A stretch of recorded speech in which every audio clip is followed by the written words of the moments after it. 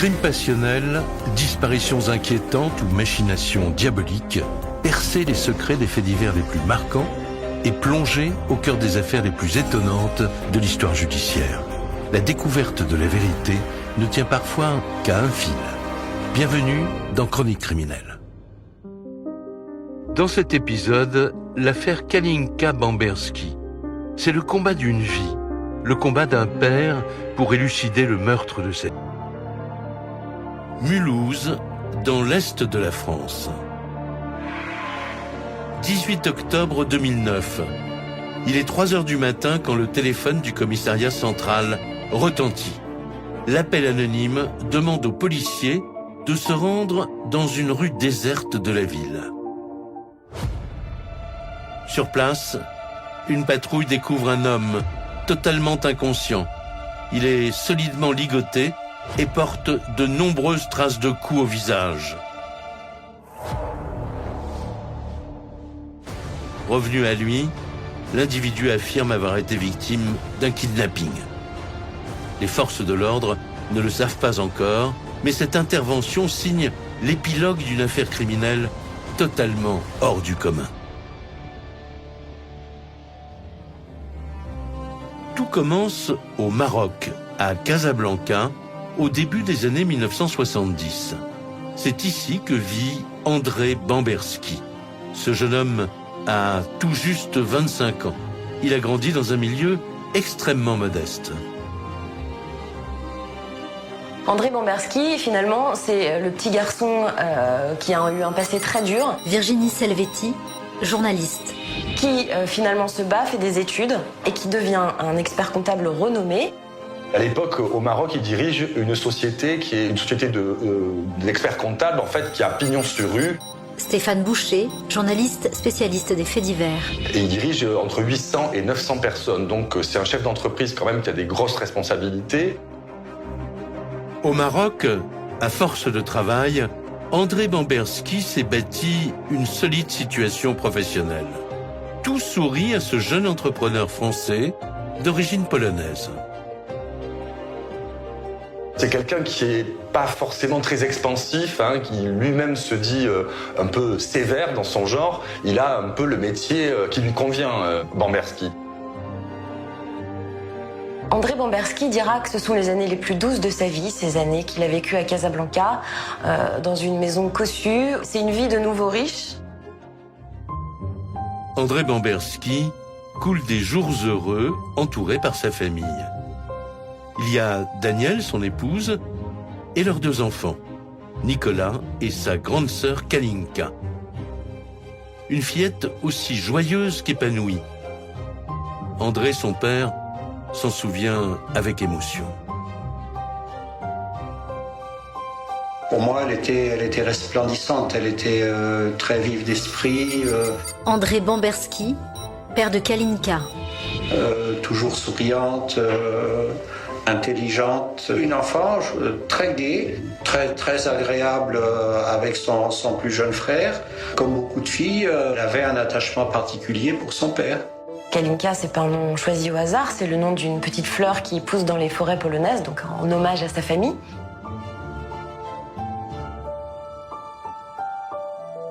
Sous le soleil du Maroc, ainsi s'écoule le quotidien des Bamberski. André passe beaucoup de temps au travail. Danielle peut se consacrer tout entière à son foyer.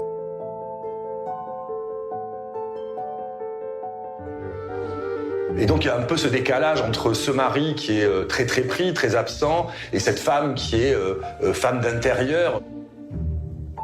On peut imaginer que cette oisiveté dans ce quartier huppé de Casablanca lui pèse un peu. Un cadre de vie paradisiaque, une existence sans nuages. Pourtant, en 1973, le destin de la famille Bamberski bascule d'un seul coup.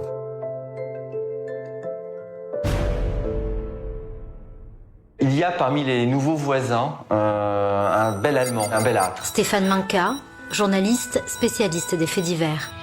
Le beau mec dans toute sa splendeur. Un immense séducteur, un côté dandy, presque un homme de lettres, tellement il est cultivé. Il a un succès fou auprès des femmes. Ce nouveau voisin est un médecin d'origine bavaroise, âgé de 38 ans. Il s'appelle Dieter Krombach. Aussitôt, Danielle Bamberski est séduite par ce personnage.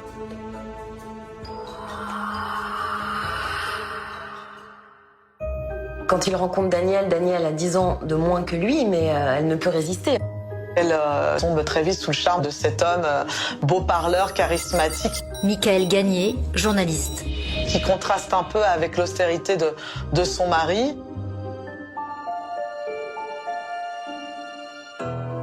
Entre elle et ce séduisant médecin, le coup de foudre est instantané. Lorsqu'il découvre cette liaison, il n'est pas imaginable pour André que Danielle puisse lui échapper. Alors il emmène toute la famille loin du Maroc, en France. Le mari pense être débarrassé de l'amant de sa femme. C'est que lorsqu'André Bamberski décide de partir s'installer dans le sud de la France, dans ce petit village paumé qu'est Pechbus, qui est à côté de Toulouse, Dieter Krombach, ce séducteur qui pourrait avoir toutes les femmes qu'il veut, ce beau docteur allemand qu'elle a rencontré au Maroc va venir s'installer juste à côté, à quelques maisons, dans le village où vivent les Bamberski. Danielle, la mère de famille, hésite. Que faire? Rester auprès d'André et de ses enfants? Ou bien partir avec Dieter Krombach chez lui, en Allemagne, près du lac de Constance? En quelques jours à peine, sa décision est prise.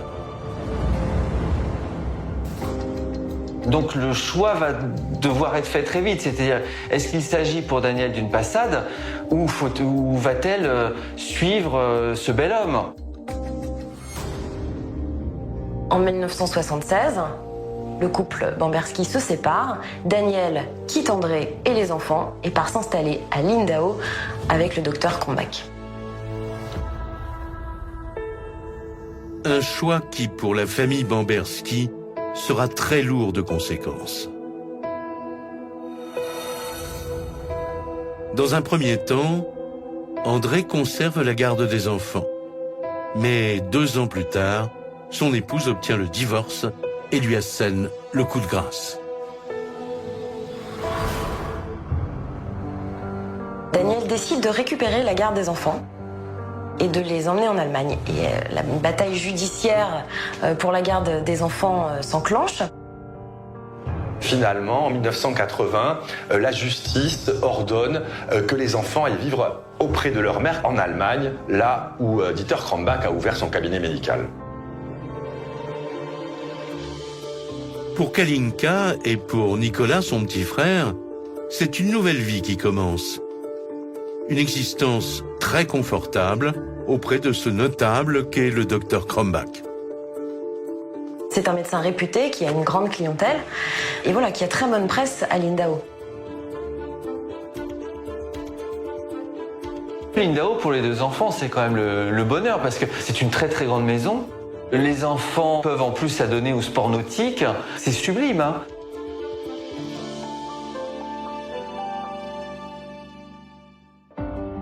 André Bamberski, lui, ne voit plus Kalinka et Nicolas que lors des vacances scolaires. En l'espace de quelques années, la chute est brutale. On peut dire qu'en cette année 1980, le brillant expert comptable qui gagnait tant d'argent comme expatrié au Maroc n'est plus que l'ombre de lui-même. Il a tout perdu. Il a perdu sa femme, il a perdu ses enfants et il se retrouve à Toulouse un peu tout seul en fait. Il n'a jamais pu se départir du ressentiment qu'il avait à l'encontre aussi bien du docteur que finalement de cette ex-femme. Il rumine. Il rumine.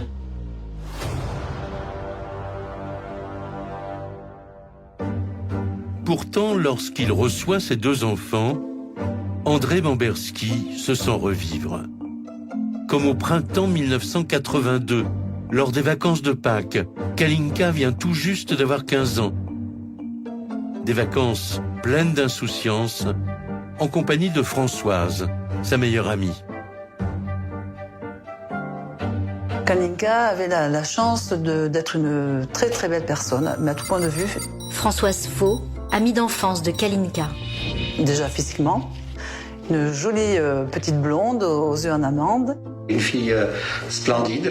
Bon, sur le plan physique, elle était très belle. Hein. À 15 ans, elle était assez grande, blonde. André Bamberski, père de Kalinka. Disons, c'était vraiment la jeune fille dont je garde le meilleur souvenir. Elle avait aussi ses copains et ses copines ici. Ses journées étaient remplies. Ces images de Kalinka, André Bamberski ne pourra jamais les oublier. Car en cette année 1982, séparé de sa femme et de ses enfants, il pense avoir enduré le pire. Mais un autre événement, bien plus terrible encore, va bientôt sceller son existence.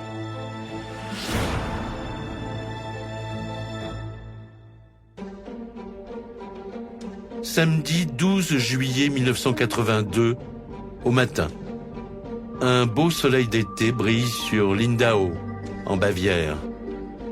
En ce début de vacances scolaires, Dieter Krombach a prévu une sortie au grand air avec Nicolas et Kalinka.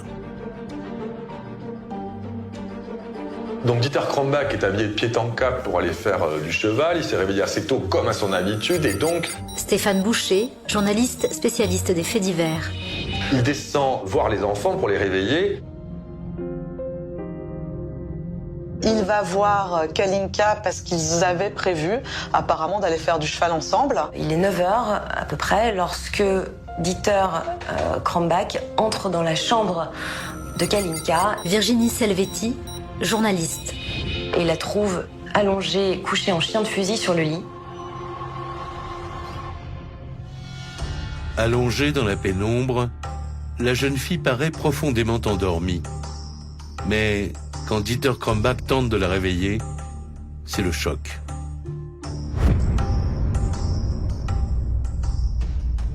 Il s'approche et il constate qu'elle a l'air inanimée. Donc, n'oublions pas qu'il est médecin. Il panique un peu, il essaie de la secouer, elle ne réagit toujours pas. Il a beau pratiquer les premiers gestes de secours. Stéphane Manka, journaliste spécialiste des faits divers. Kalinka ne respire plus. Kalinka est décédée. Elle est morte.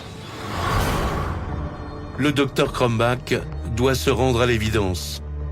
Kalinka présente déjà des signes de rigidité cadavérique. Il n'y a plus rien à faire pour elle. Il doit alors annoncer la terrible nouvelle à Daniel, sa mère, mais aussi à Nicolas, son petit frère. Il retourne dans sa chambre, il racontera plus tard qu'il a juste entendu les ambulances, qu'il a vu sa mère pleurer. La mère de Kalinka, Daniel, est complètement affolée. D'ailleurs, elle n'appellera le père de Kalinka que 2 heures plus tard. C'est-à-dire qu'il y a 2 heures où elle est tétanisée dans la maison. Il est 11h du matin, ce fameux jour, à Pechbusc, en Haute-Garonne. Un moment qui restera gravé à tout jamais dans la mémoire d'André Bamberski.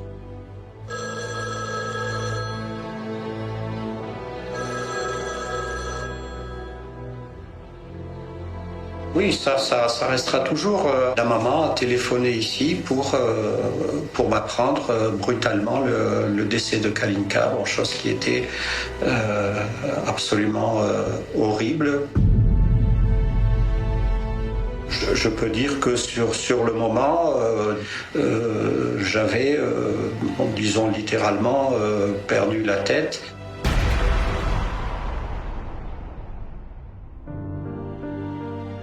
Pour André Bamberski, le choc est terrible. Immédiatement, les questions se bousculent. Comment Kalinka, sa fille de 15 ans, a-t-elle pu succomber si subitement ? Daniel lui répond juste « je ne sais pas, on l'a retrouvée ce matin, inerte dans son lit, elle est morte comme ça ». Elle se souvient que Kalinka, le soir... Alexandre Parabruguière, avocat de la mère de Kalinka. C'est-à-dire au cours du repas, se plaint d'avoir une sorte d'insolation en quelque sorte. Elle n'est pas bien, elle n'est pas traque, elle est un peu fatiguée. Une insolation. Sur le moment, André Bamberski n'est même pas en mesure de réagir. Dans un état second, il quitte la région toulousaine en voiture, direction l'Allemagne. C'est là, à Lindau, qu'on l'autorise à voir sa fille pour la dernière fois. Et donc j'ai vu Kalinka, puisqu'elle avait déjà été transportée à l'hôpital, donc je l'ai vue dans une chambre de l'hôpital. Alors on peut imaginer déjà, vu le ressentiment qu'avait Bamberski envers le nouveau mari de sa femme, sa nouvelle vie, d'apprendre que sa fille, qui devait voir quelques semaines plus tard pour les vacances d'été, est décédée brutalement, on peut imaginer se mettre à sa place la rage et le chagrin qui ont dû être les siens à ce moment-là.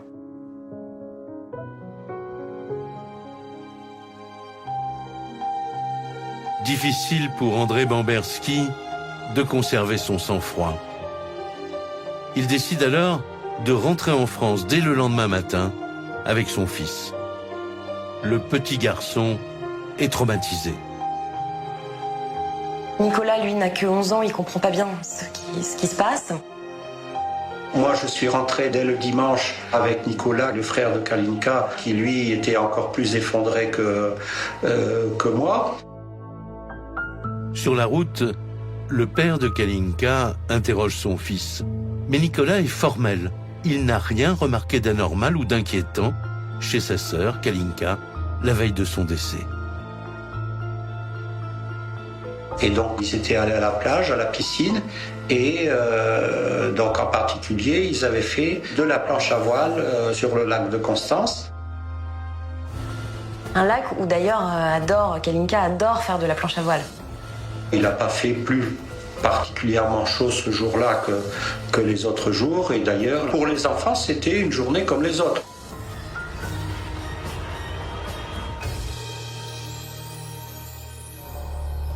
André Bamberski s'interroge.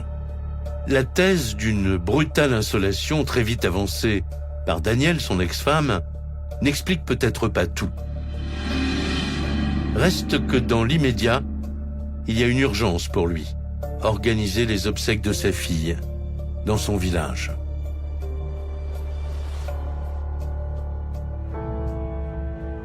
Et oui, j'ai assisté à l'enterrement de Kalinka. Françoise Faux, amie d'enfance de Kalinka. On n'était pas très nombreux. De la classe, j'étais la seule.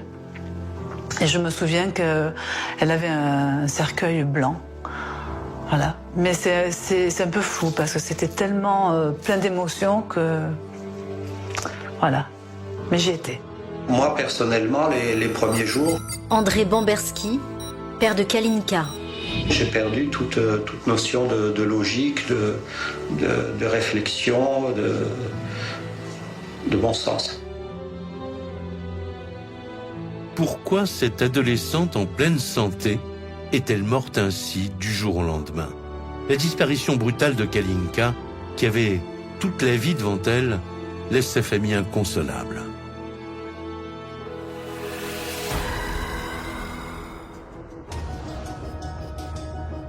Mais en ce triste été 1982, après seulement 2 mois de deuil, tout s'accélère. André Bamberski reçoit le rapport d'autopsie de sa fille, ordonné par la justice allemande. Dès la première page, c'est la surprise. Le médecin légiste constate des traces de piqûres sur le corps de Kalinka. Virginie Selvetti, journaliste. Il y en a plusieurs dans le bras, il y en a une sur la jambe droite et une sur le thorax. Des traces de piqûres dont la plus récente est localisée dans le bras de la jeune fille. Son père en reste stupéfait. D'après le légiste allemand, c'est le choc causé par cette injection en intraveineuse qui pourrait être à l'origine de la mort.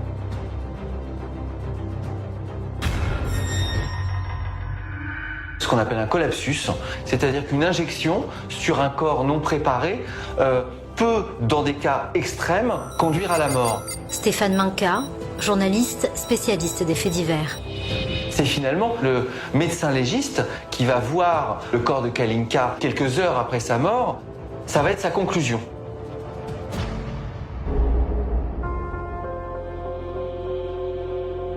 Selon les expertises, le produit administré à Kalinka serait un mélange de fer et de cobalt.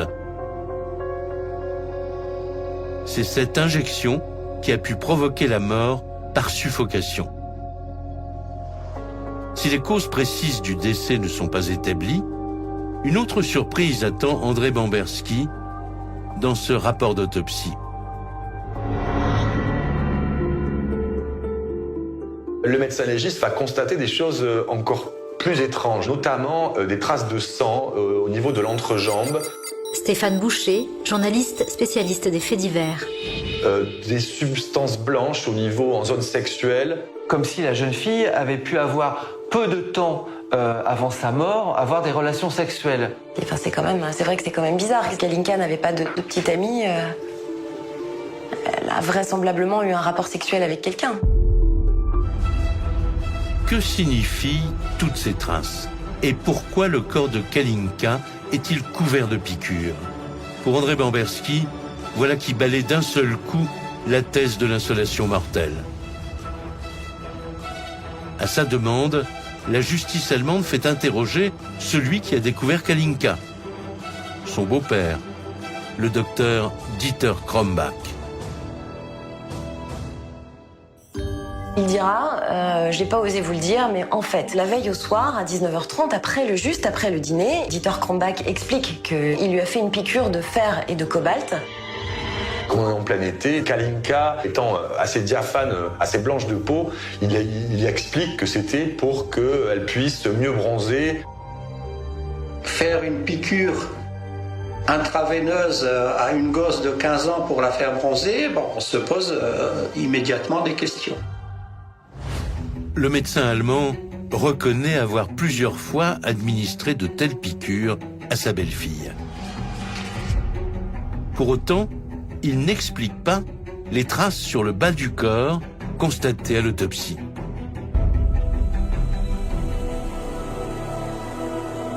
Du côté d'André Bamberski, un autre scénario que celui de l'insolation commence à se dessiner. Le docteur Krombach aurait-il agressé sexuellement sa fille? Difficile pour le père de Kalinka de chasser cette image de son esprit. Dès la minute où il s'est mis ça dans la tête, il ne peut plus se l'enlever. Il en est persuadé.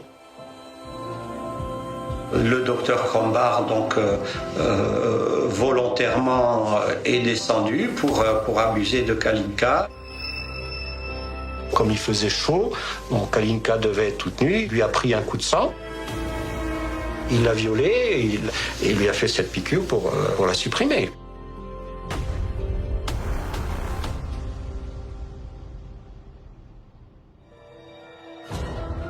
Ces graves accusations valent à Dieter Krombach d'être à nouveau auditionné par la police allemande fin 1982. Mais il nie catégoriquement le viol et le meurtre de Kalinka. Et sans éléments tangibles pour l'inculper, le dossier est classé sans suite en Allemagne.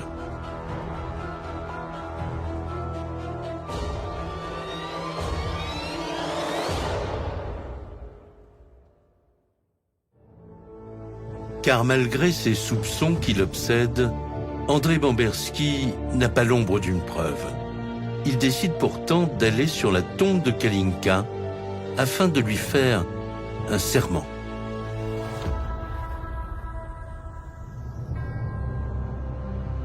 J'ai formalisé cette promesse et pratiquement répété chaque fois, donc environ une fois par semaine, que j'allais au cimetière pour prier.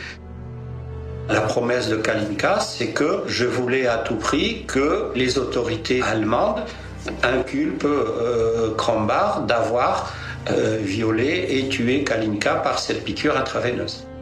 À partir de là, c'est une guerre qui va durer plus de 30 ans, qui va s'engager entre les deux hommes.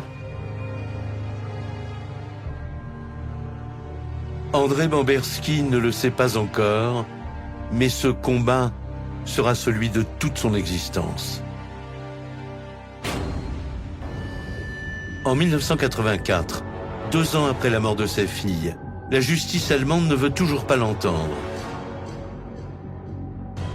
Alors, en désespoir de cause, il multiplie les coups d'éclat. Bamberski, très vite, fait parler de lui et il envoie des courriers à tous les habitants de Lindau en leur disant « Dieter Krambach est un assassin, n'allez plus le voir, il a tué ma fille ». Monsieur Bamberski a même été en Allemagne à l'époque. Alexandre Parabruguière, avocat de la mère de Kalinka. Parce qu'il distribuait des prospectus dans la ville en disant « un assassin parmi vous ». Dès son premier voyage dans la paisible ville de Lindau, André Bamberski ne passe pas inaperçu. Ce Français, si déterminé, fait tout pour qu'on le remarque. Si bien que les passants appellent la police. Virginie Selvetti, journaliste. Qui l'arrête. Dieter Krambach porte plainte pour diffamation. Pour Krambach, il s'agit ni plus ni moins d'un délire obsessionnel. Stéphane Boucher, journaliste spécialiste des faits divers. Obsessionnel, pourquoi? Parce que Bamberski n'arrive pas à faire le deuil de sa relation. Il n'arrive pas à se résigner au fait que sa femme soit partie avec le médecin allemand. Pour la police allemande, l'affaire paraît entendue. André Bamberski serait aveuglé par la haine personnelle qu'il voue à Krambach depuis son divorce. Reste qu'en garde à vue, le père de Kalinka maintient toutes ces accusations. Le même procureur, si vous voulez, qui avait classé le dossier de Kalinka, André Bamberski, père de Kalinka, m'a inculpé donc de troubles à l'ordre public, injure à la magistrature, diffamation. Et je n'ai été libéré donc dans la nuit que lorsque j'avais ce qu'on appelle versé une caution. Au final, André Bamberski écopera de 6 mois de prison avec sursis pour ces scandales à répétition. Le voilà maintenant condamné par la justice allemande et interdit de séjour à Lindau, à la demande du docteur Krambach, mais aussi de Danielle, son ex-femme. La maman de Kalinka criait partout que j'étais fou, que tout ce que je reprochais à Krambach, que c'est moi qui l'inventais, que je n'avais aucune preuve, que je salissais la mémoire de Kalinka en parlant de cet aspect sexuel des choses, etc. Entre cet homme qui lui a volé sa femme... Stéphane Manka, journaliste spécialiste des faits divers. Et maintenant, tous ces gens qui refusent d'investiguer réellement, là, les Allemands, ils n'en peuvent plus. Et il décide de porter plainte en France en 1984 et donc il dépose au parquet sa plainte pour viol et homicide.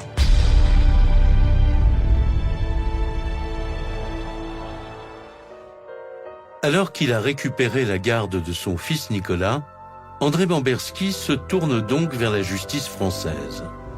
Mais une nouvelle épreuve l'attend. L'exhumation du corps de Kalinka, 3 ans après sa mort. Et en fait, la scène est absolument terrible pour ce père, puisque va se pratiquer à la demande, pour la première fois de la justice française, une nouvelle autopsie, pour tenter de déterminer, cette fois côté français, les causes de la mort. C'est sûr que c'était difficile à supporter, mais compte tenu un petit peu de mon expérience de la vie, je l'ai supporté. Je ne vais pas vous dire que c'était de gaieté de cœur. Objectif de cette contre-autopsie, connaître les raisons du décès, mais aussi établir, oui ou non, l'existence des violences sexuelles. Pourtant, ce point capital ne pourra pas être tranché par le légiste français. Et pour cause, il manque une partie des organes de la victime. Ce qui est intéressant dans cette deuxième autopsie, c'est que le docteur va se retrouver avec un corps dont il manque les parties génitales. Les bizarreries, elles viennent du fait que l'appareil génital de Kalinka a disparu. Alors ça, effectivement, c'est une énormité, on est tous d'accord pour le dire. C'est un véritable coup de théâtre. Aurait-on voulu faire disparaître des preuves d'agression sexuelle? Impossible de le savoir. Mais les expertises françaises sont sans appel. C'est bien le docteur Krombach qui aurait administré la piqûre mortelle.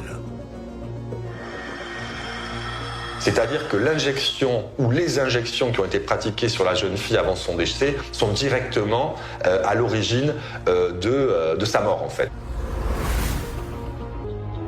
Ces expertises qu'il accuse et ces organes qui se sont volatilisés, Krombach devient le suspect numéro 1 dans le dossier Kalinka. Du moins, pour la justice française. Le problème, c'est que le juge français ne peut pas se rendre en Allemagne. Il y a eu un refus catégorique des autorités allemandes de coopération judiciaire sur ce dossier.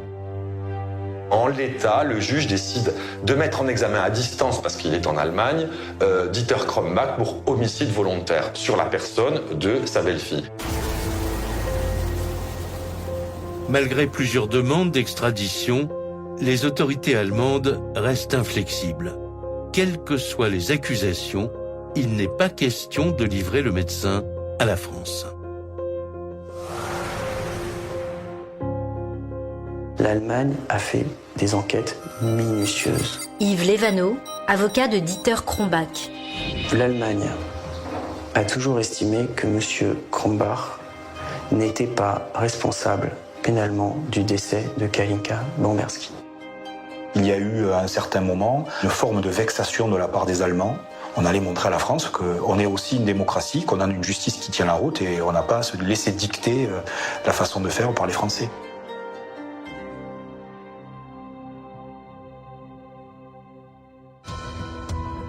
Cour d'assises de Paris, 9 mars 1995. Plus de 10 ans après le drame, un tribunal français s'apprête enfin à juger l'affaire Kalinka. Pour André Bomberski, c'est presque inespéré. Ça faisait déjà 13 ans que j'avais attendu ça. Pour moi, il y avait déjà une satisfaction. Seulement, ce jour-là, le box des accusés reste désespérément vide. Dieter Krombach doit être jugé même s'il n'est pas là. Un cas de figure dans lequel la loi est formelle.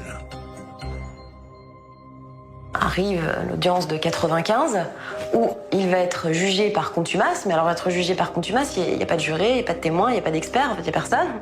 Ce sont des procès en général très très expéditifs et ça dure quelques heures. On va, sur la base d'éléments, tout de même déterminer si la personne est coupable ou non. Cette audience ne dure au total que 3 heures. Le jour même, le couperet tombe.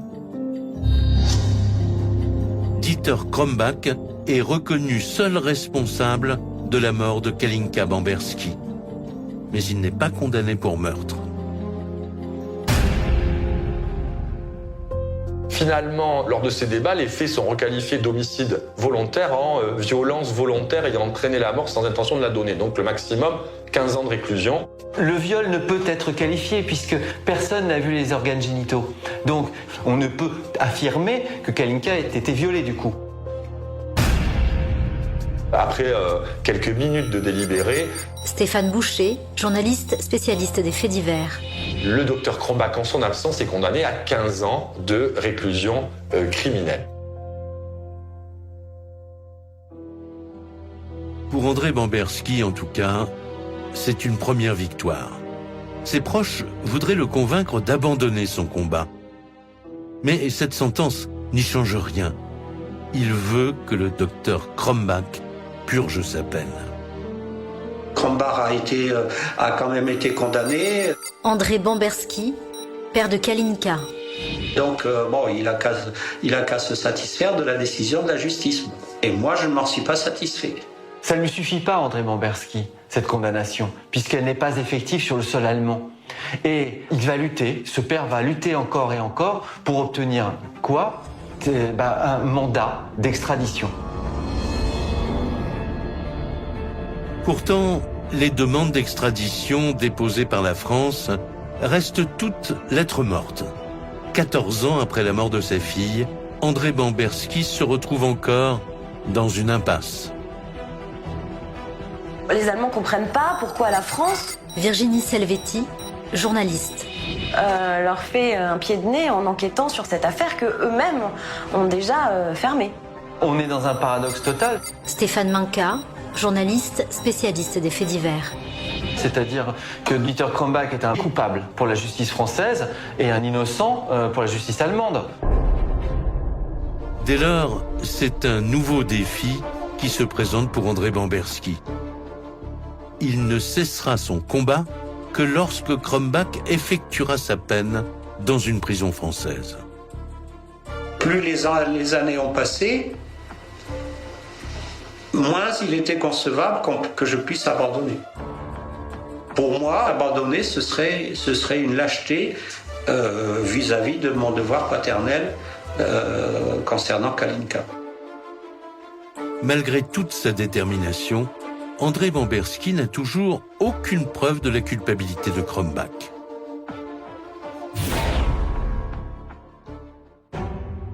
Ce n'est qu'en 1997, après 15 années de déception, que l'affaire bascule à nouveau. Donc une journaliste de Lindau me téléphone ici en me disant « Bon, monsieur Bamberski, vous allez être content, le docteur Krombach a enfin été mis en prison. » Si vous voulez, ma première réaction, je pensais que c'était au sujet de l'affaire de Kalinka qui allait être extradé. André Bamberski est loin d'imaginer ce que cette journaliste va lui raconter. En fait, lui dit-elle, Krombach est emprisonné en Allemagne à cause d'une affaire qui semble très similaire. Une de ses patientes, une très jeune fille, Laura, va affirmer avoir été violée par lui sous anesthésie. Elle raconte qu'elle s'est rendue dans son cabinet et que sous prétexte d'une endoscopie, il lui a fait une anesthésie et qu'il l'a violée.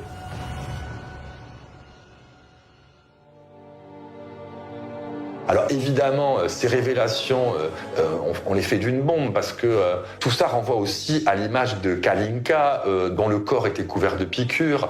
Kalinka qui avait 14 ans. Et là, on se demande très logiquement si Krombach n'a pas exercé des violences sexuelles sur sa belle-fille, s'il l'a pas violée. Et en tout cas, c'est le scénario tout à fait glaçant qui vient à l'esprit de tout le monde à ce moment-là. D'autant que, très vite, d'autres jeunes femmes se manifestent à leur tour. Comme Yana, une autre patiente du docteur Krombach à Lindau. Il m'a fait cette piqûre et hop, je suis partie, évanouie. J'étais inconsciente, dans le coma, aucune idée de ce qui s'est passé. Yana Mauer, patiente de Dieter Krombach. Et ensuite, je suis revenue à moi, de nouveau grâce à une piqûre, et ça faisait atrocement mal. Mais immédiatement, j'ai repris conscience. Ma première réaction, je me revois, je lui criais « Qu'est-ce qui se passe? Qu'as-tu fait? Ça fait si mal !» Et il m'a dit « Tu as fait un choc, dû au fer. J'ai dû te faire une piqûre, une contre-injection. » Ce que j'ai vraiment trouvé étrange, je ne sais pas ce qu'il a fait avec moi pendant le temps où j'étais inconsciente, combien de temps ça a duré, aucune idée. André Bamberski en reste abasourdi. Et si ce qu'il pressentait depuis tant d'années venait enfin à éclater au grand jour? 6 mois plus tard, Dieter Krombach, qui a été remis en liberté, est questionné par la télévision allemande au sujet du viol de Laura, 16 ans. Une confession surréaliste. Vous pensiez qu'elle était consentante ? Si elle était consentante, je ne peux pas dire qu'elle disait oui. Dieter Krombach. Ça, je l'ai déjà déclaré. Mais elle ne disait pas franchement non. Je l'ai embrassée et elle n'a pas opposé de résistance. Alors, quand je lui ai demandé si on pouvait aller plus loin, elle a juste souri. On ne peut pas dire qu'elle était franchement ravie que je fasse ça. Mais moi, j'avais l'illusion qu'elle était d'accord. En France, ces révélations fracassantes provoquent un tremblement de terre. Le médecin vient de faire l'aveu public de ses propres perversions. On a affaire à quelqu'un dont la personnalité est assez intrigante, oui. Alexandre Parabruguière, avocat de la mère de Kalinka. On va parler clairement par rapport à sa vision du consentement, parce que s'il est interviewé et qu'il dit qu'elle était plus ou moins consentante alors qu'il l'avait endormie, ça pose problème, oui. Quand j'ai appris qu'effectivement Krombach était un violeur, André Bamberski, père de Kalinka. C'est là que j'ai pu quand même m'extérioriser en disant maintenant vous avez la preuve que Krombach est un pervers sexuel avéré, qui plus est narcissique. En 1998, un an après les faits, le procès de Dieter Krombach s'ouvre à Lindau. Si les autres plaintes n'ont pas été retenues, le docteur doit répondre du viol sous anesthésie de la jeune Laura. Mais sitôt le verdict rendu, c'est la consternation générale. Pour ce viol, il est condamné à 2 ans de prison avec sursis et 2 ans d'interdiction d'exercer. Alors 2 ans de prison avec sursis, pour un viol sous anesthésie, c'est du jamais vu. Donc il y a toute une sorte de solidarité, de mouvement autour des femmes, notamment dans cette petite ville de Lindau qui se met en place en fait spontanément. Stéphane Boucher, journaliste spécialiste des faits divers. Et il y a même des manifestations contre le docteur Krombach. Des manifestations d'ailleurs aux 4 coins de l'Allemagne avec des pancartes. Justice pour Laura, enfin personne ne comprend cette condamnation. Le docteur Krombach, si longtemps respecté, est devenu indésirable à Lindau. Son procès pour viol sur mineur a fait la une de tous les médias allemands. Et de fil en aiguille, la situation de ce bon notable de province devient intenable au point qu'il va devoir quitter la ville pour se refaire peut-être une virginité ailleurs. Il veut qu'on le lâche. Et il va d'ailleurs dans une autre ville, à des centaines de kilomètres en Allemagne, et il faudra 1 mois pour qu'une voisine, finalement, le reconnaisse et le dénonce en disant « Attention, c'est lui, c'est le fameux violeur ». Dieter Krombach est contraint de déménager à plusieurs reprises. En France aussi, il y a un homme qui n'oublie pas le médecin déchu. C'est André Bamberski, le père de Kalinka, qui espère toujours le faire extrader. Un peu tardivement, la justice française, sous la pression de André Bamberski, consent à délivrer un mandat d'arrêt international contre Dieter Krombach. Ce qui veut dire que dorénavant, dans tous les pays de l'espace Schengen dans lesquels se rendra Dieter Krombach, il sera susceptible d'être arrêté, d'être extradé et d'être livré à la France.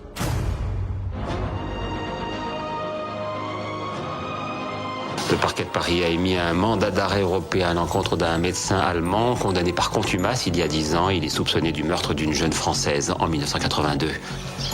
Aujourd'hui, le docteur Krombach séjourne régulièrement dans cette maison. Ses voisins évoquent tous un homme en fuite. Pour moi, c'est un homme qui se sent pourchassé. Il est toujours stressé. Dès qu'il arrive, il rentre très vite dans son garage, il garde les volets fermés et il repart aussi vite.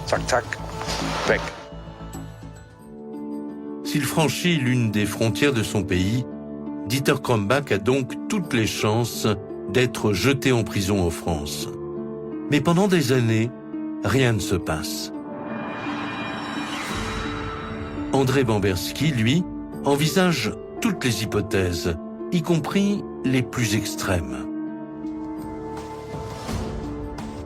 Tuer ou faire tuer Krombach, d'abord, bon, ça m'aurait entraîné moi en prison jusqu'à la fin de ma vie, et surtout, jamais je n'aurais eu la preuve que Krombach a violé et tué Kalinka. Bomberski attend qu'une chose, c'est que Krombach fasse une erreur, passe une frontière, enfin, fasse une bêtise qui lui sera fatale. Plus de 20 ans après la mort de sa fille, André Bomberski n'abandonne pas son inlassable combat. Pour autant, réussira-t-il à faire rendre justice à Kalinka ?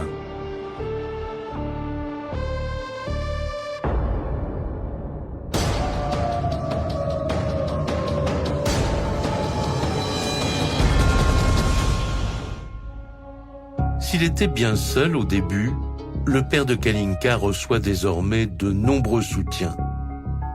En France et en Allemagne, où le docteur Krombach a toujours interdiction d'exercer. André Bomberski trouve certaines personnes qui se rallient à sa cause. Virginie Selvetti, journaliste.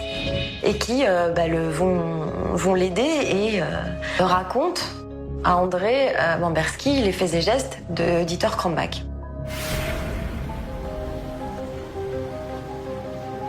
Chaque fois qu'il déménageait, par un moyen ou par un autre, j'arrivais à le retrouver.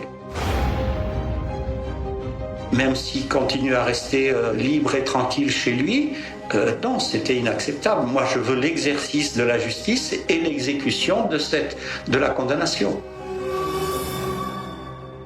Ces fameux 15 ans de prison que Krombach n'a jamais purgés, il n'est pas concevable pour André Bomberski d'en rester là.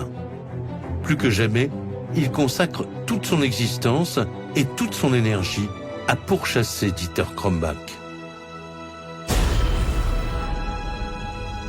Il le traque, et à chaque fois qu'il le retrouve, il le pourrit dans tous les alentours aussi. André Bomberski essaye de faire de la vie de Dieter Krombach un enfer. On peut vous poser quelques questions ? Non, vous ne pouvez pas. On n'a rien à se dire. Merci. Et pourtant, à l'automne 2009, tout s'accélère pour André Bomberski. Il reçoit de l'un de ses contacts en Allemagne une information de toute première importance. Mais il y a quelque chose qui va inquiéter à un moment donné. Bomberski, il apprend que Krombach envisage de s'expatrier, pas n'importe où, au Rwanda, dans un pays qui évidemment n'a pas d'accord d'extradition avec la France. Et là, il se dit, si jamais il me passe et qu'il part là-bas, on le retrouvera jamais et jamais je l'aurai sous la main.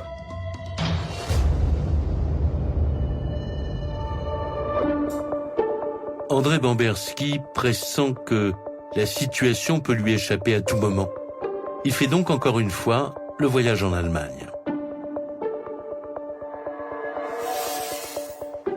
Quand j'y suis retourné en septembre 2009 et que j'ai vu que la maison était en vente, voyant que Krombach avait 74 ans, moi 72 ans. André Bomberski, père de Kalinka. J'ai dit, c'est moi qui me retrouverai chocolat. En dehors de la prescription de notre âge, je me voyais encore devant des démarches incommensurables. Je vous dis, j'ai eu une sorte de flash. Dès lors, André Bomberski commence à envisager une solution plus radicale. Et s'il faisait livrer le docteur Krombach à la justice française par la force? On peut appeler ça un enlèvement, on peut appeler ça un kidnapping. Bon, je laisse à chacun le plaisir d'utiliser l'expression qu'il souhaite. Alors qu'il est en Allemagne, André Bomberski va faire la connaissance d'un certain Anton Krasniqi, un homme originaire des pays de l'Est. Anton, il est kosovar, c'est une espèce d'armoire à glace avec un blouson en cuir, une tête sortie d'un film d'Olivier Marchal, on va dire, l'homme de main, mais en fait qui a un grand cœur. J'avais 40 ans à l'époque. Anton Krasniqi, kidnappeur de Dieter Krombach. J'ai entendu parler de l'affaire Bamberski par une sœur de mon ex-conjointe qui était journaliste pour un journal autrichien.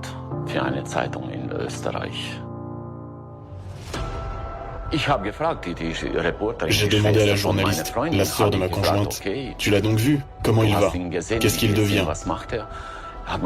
Elle m'a répondu qu'il allait bien, qu'il dormait à l'hôtel, et elle m'a donné le nom de l'hôtel.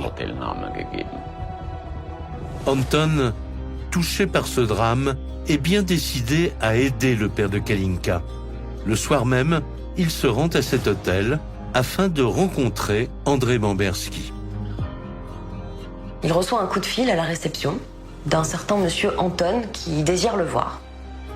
On s'est parlé en anglais, c'est là qu'il m'a proposé de s'occuper du transport de Krombach d'Allemagne en France. Il n'a pas pris l'initiative de me parler d'argent, donc c'est moi qui ai pris l'initiative de parler d'argent, et qui plus est, il ne m'a pas demandé d'acompte. Je l'ai fait par charité, parce que j'avais de la compassion pour cet homme, et le combat qu'il a mené pendant des années. Voilà pourquoi. J'avais mon argent, j'avais mon toit, j'avais ma voiture, mon travail, une grande famille. Je n'avais pas besoin d'argent. Je suis reparti que le dimanche soir ou le lundi matin. Je dirais à la rigueur, les jours suivants, je n'y pensais même plus. En effet, s'il a donné son accord de principe, André Bamberski rentre en France sans trop y croire. Et pourtant, 10 jours plus tard, son histoire refait la une de l'actualité. C'est une affaire vieille de presque 30 ans et elle vient de connaître un rebondissement incroyable. L'assassin d'une jeune Française de 14 ans, Kalinka, tuée dans les années 80, a été retrouvé ligoté à quelques pas du tribunal de Mulhouse. C'est le père de la jeune victime qui est soupçonné de l'avoir ramenée en France. 19 octobre 2009, c'est la stupéfaction. André Bamberski est placé en garde à vue par les policiers français qui veulent des explications. Comment Dieter Krombach a-t-il pu se retrouver inconscient et ligoté à Mulhouse en pleine nuit? J'ai commencé à comprendre que j'étais vraiment dans le pétrin. Ils ont essayé de me faire craquer en étant certain que j'avais organisé moi-même tous les détails de l'enlèvement et du transport, ce qui n'était pas du tout le cas. Donc j'ai mis beaucoup d'heures jusqu'à les convaincre et en fait je ne les ai pas convaincus. Grâce au relevé d'appels téléphoniques, la police identifie le fameux Anton, un homme qu'André Bamberski reconnaît avoir brièvement rencontré en Allemagne. Au même moment, Anton est lui aussi interrogé par la police allemande et il raconte comment lui et ses 2 complices des Russes sont passés à l'action.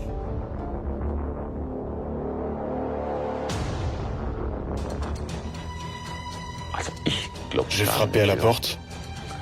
Monsieur Krombach est sorti. Et les 2 Russes lui ont sauté dessus. Il était sorti avec une matraque en main. Un des 2 Russes, Ivan, a pris la matraque et l'a frappé à la tête. Quand j'ai vu ça, je me suis approché et j'ai tenté de l'arrêter. Parce qu'un coup de matraque à la tête, ça peut être fatal. Je lui ai pris sa matraque, il a arrêté de frapper et on l'a tout de suite embarqué dans la voiture et on est parti. On le bâillonne, on l'attache. Stéphane Minka, journaliste spécialiste des faits divers. On le fout dans le coffre et direction la France au plus court. Il est 2 heures du matin lorsque la voiture des ravisseurs franchit la frontière française. Dieter Krombach est abandonné inconscient dans la ville la plus proche, Mulhouse. Pour Anton, l'opération s'est déroulée comme prévu. Il appelle la police. Il prend pour cet appel une voix d'un accent russe. Virginie Selvetti, journaliste. Et il prévient la police que Dieter Krombach est ligoté rue des Tilleuls et qu'il faut aller le chercher.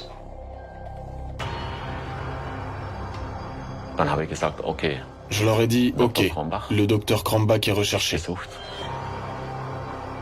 Vous le trouverez dans cette rue.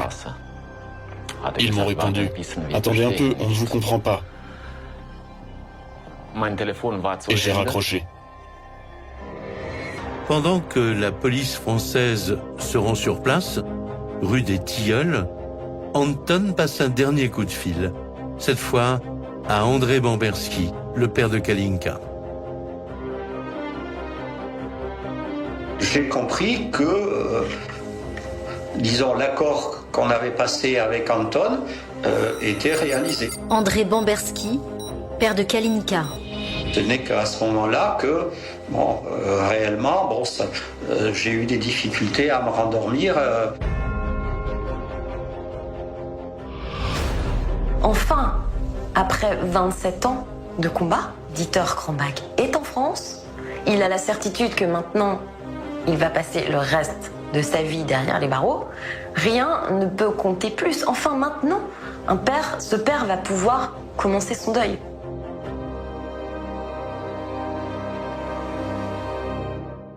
À l'issue de ce que Dieter Krombach doit le premier rendre des comptes à la justice française. Son nouveau procès s'ouvre 1 an et demi plus tard, en 2011, devant la cour d'assises de Paris. Il y a eu le procès par contumace qui a laissé beaucoup de monde un peu sur sa faim. Stéphane Boucher, journaliste spécialiste des faits divers. Et là, on a enfin le mystérieux docteur qui passe à travers les gouttes depuis tant d'années, qui est présent dans le box de la cour d'assises. Donc c'est un procès à sensation.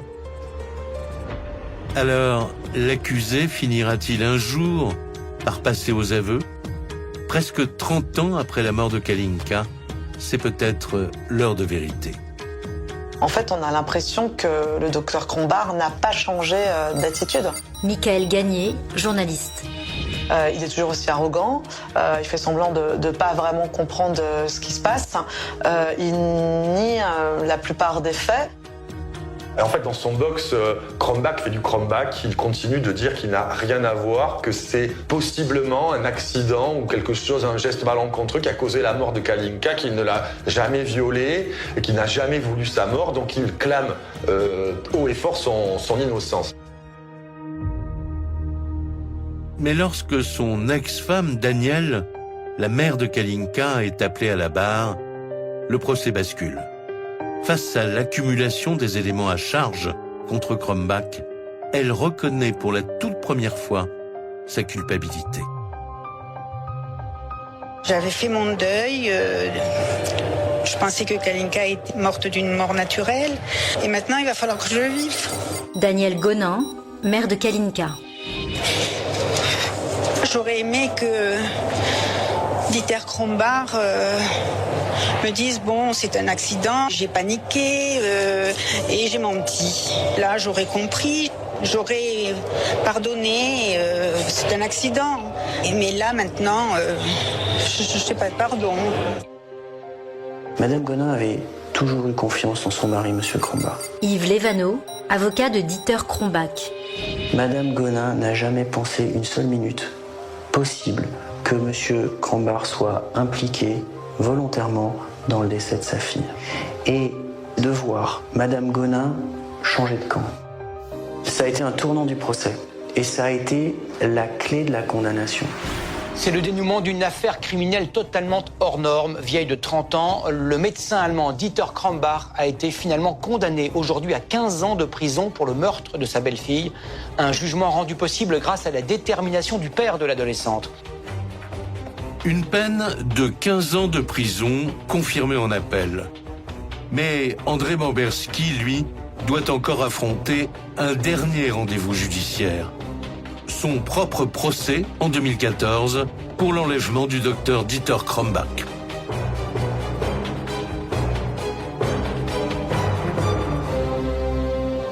Et donc il est jugé, il risque quand même 5 ans de prison, il est jugé en correctionnel à Mulhouse et il prend finalement un an de prison avec sursis, donc finalement pas grand-chose.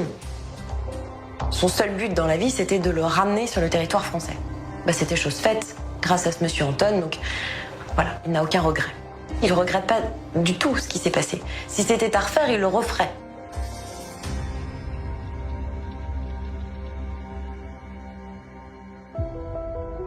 Jusqu'à l'enlèvement, je me suis battu comme Don Quichotte contre des moulins à vent sans succès. Je ne souhaite à personne de vivre les années que j'ai vécues. Et je n'encourage personne à faire ça.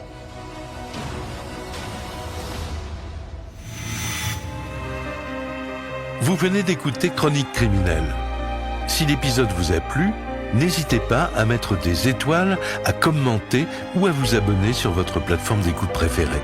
Et retrouvez dès la semaine prochaine un nouvel épisode de Chronique criminelle.